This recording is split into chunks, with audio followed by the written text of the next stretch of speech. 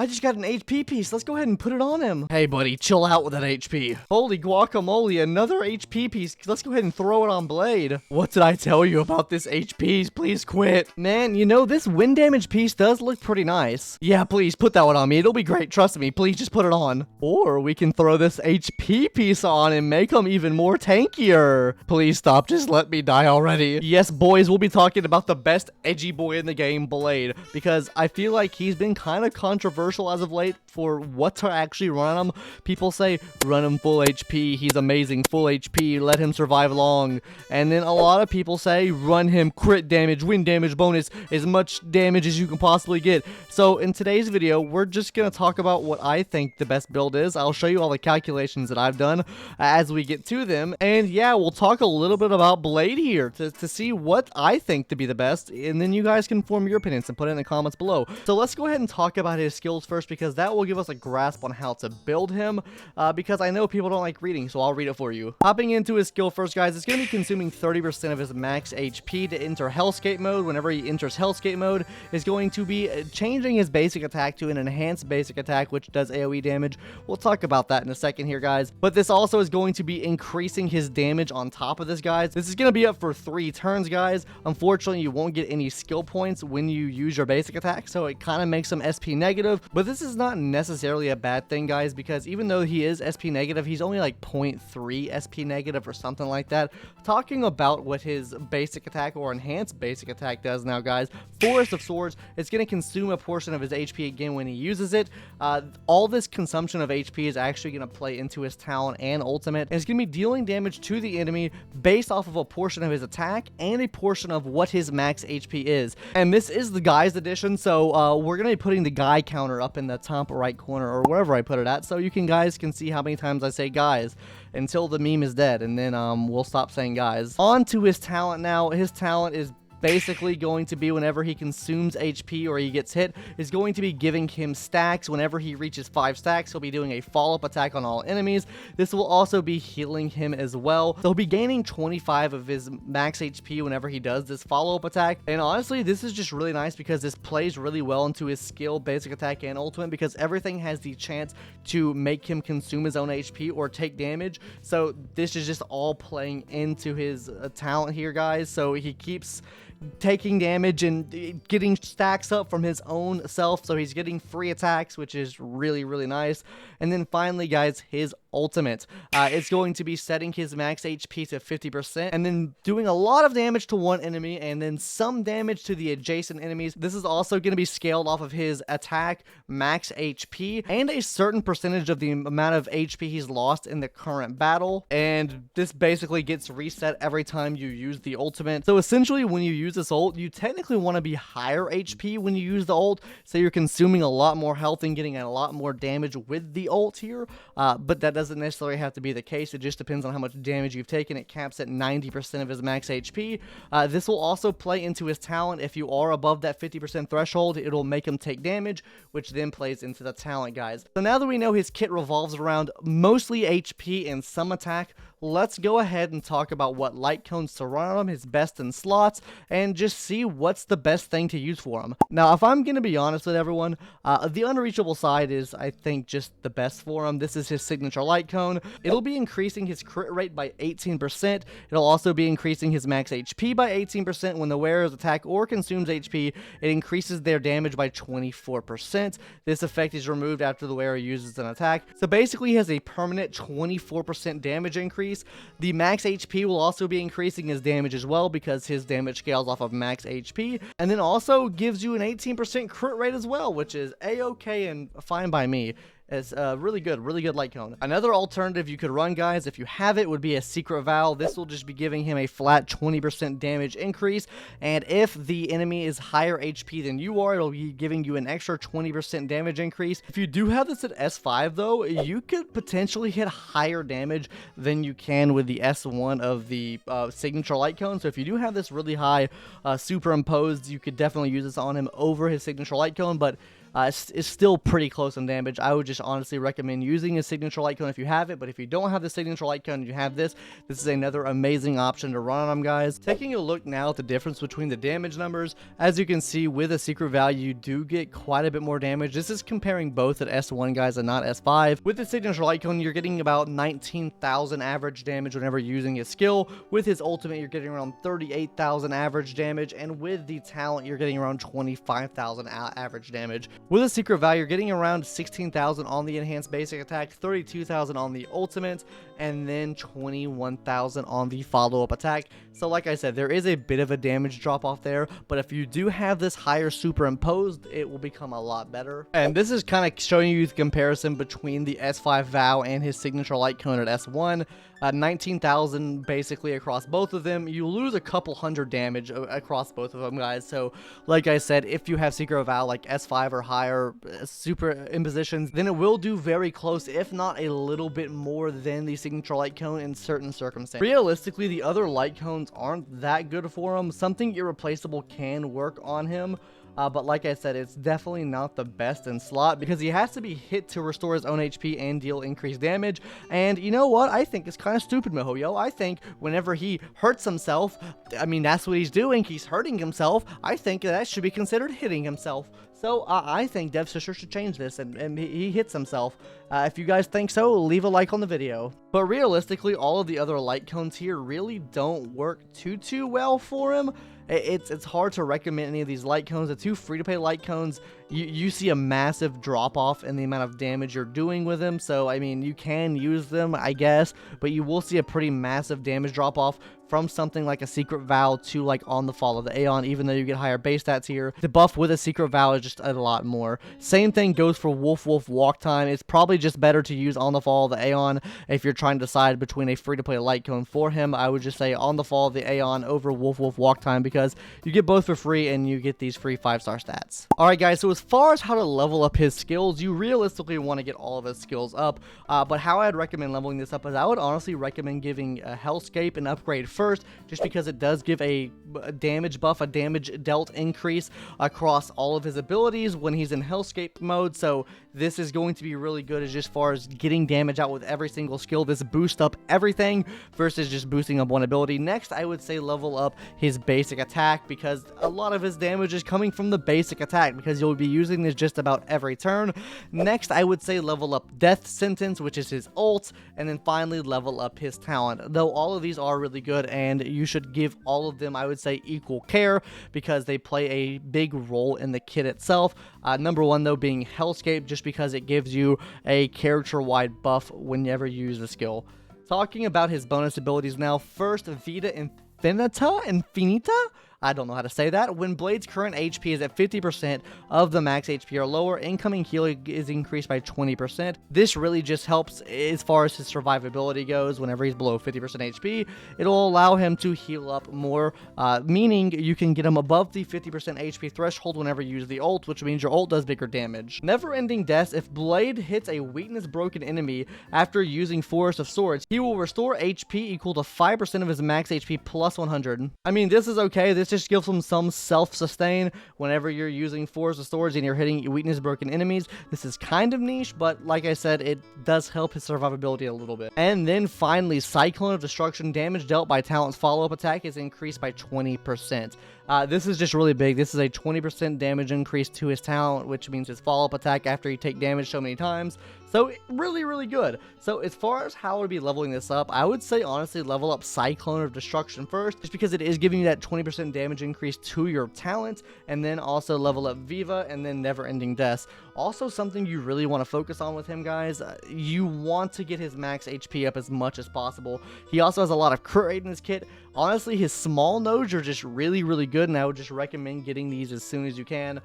They will help out the kit a lot. The more max HP you have, the more damage you do. Of course, the more crit rate you have, the more damage you do too. Now, boyos, before we make Blade commit Toaster Bathe, make sure you hit that subscribe button. I would really love if you could do that for me, guys, because we're going to talk about his sussy relics now, and he's not going to like the amount of HP that I'm going to say to run on him. So let's go ahead and hop into those relics now. Make sure you subscribe and check us out on twitch.tv/YouTube Can't See Me. We're streaming there just about every day doing testing and a bunch of fun other stuff. surely. Anyways, let's go ahead and talk about those relics now. Now talking about his little sussy-wussy relics now. This has been the big debate in the community. Should you run crit rate, crit damage, wind damage, sphere, speed boots, HP chain, or should you just run all HP? And we're going to talk about that and all the specific calculations near the end. But first, let's go ahead and talk about what sets you want to actually run on him and just get those in order first. So honestly, run the full piece Longevious Disciple set. This is going to be the best in slot for him. You could run Musketeer, but overall you want the Longevious Disciple set, and this is a really good stage to farm as well, just because of the fact you get both the Longevious Disciple and you get the Hackerspace set, which is probably best in slot for every single Harmony character in the game. Really cracked, really good relic set to get. You just get pluses all around the board with farming this stage. As far as his planar set goes, guys, I would recommend running a 2-piece Salsado just because he does get a little bit more damage out of Salsado because you get the extra damage from the ultimate and the extra damage from the follow-up attack. It also requires a lower crit threshold to actually get the extra 15%. Now, Arena can be good for him if you can reach that 70% crit threshold. It's still not better than Salsado because it only is increasing the basic attack and skill damage, and you're not getting anything off the skill, so you're really only buffing up the basic attack damage by 20%, so it's an extra 5% damage increase to that. But while you're getting more damage in one place, you're losing damage in 2 other places, his ult being his most powerful or most damaging move, and then also his follow-up attack as well, which does a pretty sizable amount of damage as well. And by the way, I am not saying at all that the follow-up attack damage will do less than the ult, because by the time you get the ult back, you'll actually be doing more damage with the enhanced basic attacks. It's just with the talent, you're getting an extra 24k kicker in there as far as damage goes, depending on how many times you can actually proc that off. That's why I say the other one is better than this one right here. Now, normally I'll talk about what the main stats should be, but first let's just talk about some substats that you want to run on him, guys, before we get into the big debate and calculations between the main stats. As far as substats you want to be running HP percentage, speed, crit damage, crit rate, attack percentage. These are the main things you want to be running. This is going to boost his damage up significantly, especially the HP, crit damage, crit rate, always nice to have on DPS characters, and then finally speed, just to get him going quicker and quicker and quicker every single turn to make him do more attacks. Alright guys, so first things first, what I want to talk about as far as the main stats go to try to get this debacle out of the way, we're going to talk about what the set we're running right now is, which is, this is not my account because I didn't get lucky enough in Pull Blade. My stream today, twitch.tv/YouTube can't see me, they made me pull for Blade, and we still didn't get him, but we did get that E6 Natasha. Anyways, what my guy is running here is he is running a speed boots, a crit damage body, and also a wind damage sphere with a max HP of 7,246. Now, he doesn't have the pieces for the full HP set, nor could I really get any, but as far as what his HP would go up to, if he had all HP, that means HP on the boots, HP on the body, and HP on the sphere, his HP would go up to around 10,000 HP, which is absolutely massive. That is a 3,000, almost 3,000 HP bonus that he is getting, but you might say, well, I mean, you'll lose a lot of damage if you run full HP, you two.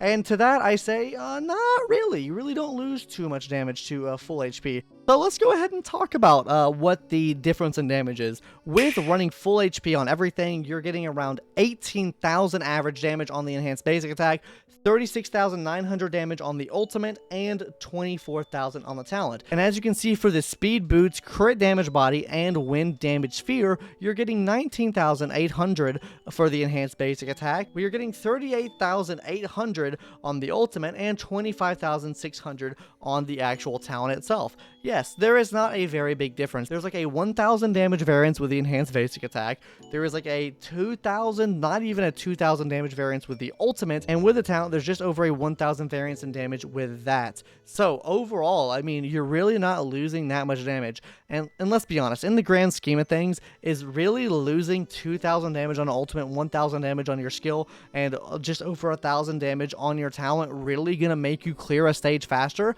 In some bosses and some fights, yes, it definitely will. That extra, 4,000 damage that you're getting will definitely help you clear a stage one cycle quicker. But that is very few and far between that the 4,000 damage difference would be doing this. So let's get realistic here and talk about the actual HP. You're getting 3,000 more HP, which means you can take a lot more hits, meaning he can survive for a lot longer on his own, he can tank a lot more, and he just becomes a lot more viable on the team, and you're not having to focus so much on healing him and having him stay alive. I know he's still consuming his own HP, but if we look at the difference between HP, say at 50%, at the current HP he's at, which is 7,246, he'll be around 3,600 HP whenever he hits that 50%, versus whenever he's 50% with the 10,000 HP, he's at 5,000 HP. So, I mean, there is a pretty wide margin as far as the amount of HP you're having and survivability for him having the higher HP stat. Me, personally, I recommend just running full HP everywhere on him. It's a little bit easier to build. You're not having to worry so much about crit damage. You're not having to worry about getting all these different main stats. You can literally use fodder pieces to build him up. He's like a garbage can, like you took him to the dump and they're recycling him. He's like a recycling bin for all your bad pieces you're not going to use. Now, this does come with the caveat of needing to reach a 50% crit rate, which can actually be done pretty easily with him. I mean, he's getting 12% crit rate from his talents. He's getting 8% from Salsado, so we're already at 20%. So now all we need is 30% more crit rate, and I don't think getting 30% more crit rate from 6 pieces of gear is really that hard. If you're running the light cone, that's an extra 18%. So, I mean, it just does get easier and easier depending on what you have for him, but I mean, overall, getting 50% crit rate with him is really not that difficult. And as far as what I showed you before, that was without any buffs. I'm going to go ahead and show you now what it is when he's running max buffs, which it actually gets a little bit funnier. This is using buffs from Ting Yun, Yukong, and also Silverwolf. Just maxed stats out the ass here. As far as the damage calculation goes, the full HP set, if at max stat, will do better than if you ran it with a crit damage body, speed boots, and also a wind sphere. Now, like I said, it's really not that much of a difference. You get about the same leeway in both directions, other than the basic attack. The basic attack is still about 1,000 off, but with the ultimate, you're doing about 2,000 more, and with the talent, you're doing around 1,000 more. So I mean, overall, if you want to like put it on paper here, with max buffs, because you will be using buffs with him probably, he's doing a little bit more damage, which, I mean, if you're not using max buffs, it's probably even the amount of damage. With that being said, how are you guys running your blades? How do you like this build on Blade, and how copium do you think this build is? Let's go ahead and talk about a character showcase now. So hopping into a bit of a character showcase now with Blade, we're going to be taking him into like MOC 5 right now, just kind of showing off what kind of damage he can do against these enemies here. Yeah, we're going to be using Ting Yun, Pela, Blade, and also Locha. I don't have Silverwolf on this account because it's not my account, like I said, so we're using Pela as an alternative for a defense down, and we're also using Locha just to help out for healing. Let's go ahead and see how much damage he's going to do. This is using the crit damage body, the wind damage sphere, and also speed boots as well. Let's go ahead and give him Ting Yun buff. Let's just see how much damage he's going to do first, I guess, from his enhanced basic attack, and then we'll go from there as far as damage he can do. Alright guys, here we go. We're going to go ahead and use his skill here. After we use his skill, what we're going to do is I think we're just going to use his enhanced basic attack first. Okay, around 21,000 from the enhanced basic attack. Kinda nice there. It's looking pretty sweet. And now let's just go ahead and use his ultimate. 46,000 damage on the ultimate. Ayo, let's go. Not bad at all with what we're running on him, honestly. I'm pretty impressed with what he's doing right now. We'll see what he does next with full buffs using Pela, so I will probably just skip to that part. We'll probably have to restart the stage. Alright, let's go ahead and show off what his follow-up attack damage is going to do. We went ahead and switched stages here just to a different stage. Follow-up attack damage, 45,000, very close to what we did on the ultimate there. This is also without Ting Yun's buff as well, or Ting Yun's 50% damage increase, whatever you want to call it. Nice heal, Locha. Thanks for the heal, buddy. Alright, we got Ting Yun smacked enough so where she could get her ultimate back up. Let's go ahead and give Blade the big blicky buff. Let's go ahead and hit this man with a fat debuff. Let's go ahead and hit him with this fat debuff right here. And now let's just show the boss what we're really made of here. First, we're going to start off with Blade's ultimate. Let's see how much damage this ultimate's going to do, getting all the buffs. So I don't know if we crit there, guys. That's not a good look. I'm not going to lie. We did a lot more damage earlier. Hey, yo, what are we doing, Blade? Whoa, whoa, whoa. Yeah, 17,000 from that. I don't know what the hell happened there. I'm not gonna lie to you. Hey, yo, Blade kind of slacking off with the damage there. Not gonna lie, guys. Really down bad, huh? Wow, Alright guys, just a quick editor's note that I wanted to throw in here as this monkey beats my ass. We actually did do more damage technically on the monkey boss than we did do on the previous boss, because we hit 31,000 as a crit hit, as a single target hit on the actual monkey boss, whereas where the other boss we hit 26,000, so we did get a 5,000 damage increase there from ultimates. Just wanted to let that be known. I'm just copium and dumb and didn't realize that until now. And honestly guys, I really think that kind of sums him up. Like, he can be used as the main DPS if you have a lot of stuff built for him, or he can be used as a sub DPS. He's not really too SP inefficient, so he can be used for that. He has follow-up attacks, he has really nice ult damage, he has self-sustain, and he's a destruction character, which is probably just the best class in the game overall. So yeah, I think Blade is pretty good. I showed you the difference between the builds today. I honestly think the full HP wins, because it does more damage with buffs, or max buffs anyways. This is like this is really stretching, I think, but anyways, I think max HP better. Anyways, guys, if you want to enter in for the Kafka giveaway, you know, his significant other, the one that drags him along and makes him not commit toaster bathe, then subscribe to the YouTube channel and also join the Discord. There will be a giveaway in there for the next like 2 weeks. It'll probably be less time than that by the time this video comes out, but yeah. Anyways, thanks everyone for watching today. Hope you watch my upcoming videos, and that's gonna do it. See you guys later. Bye bye.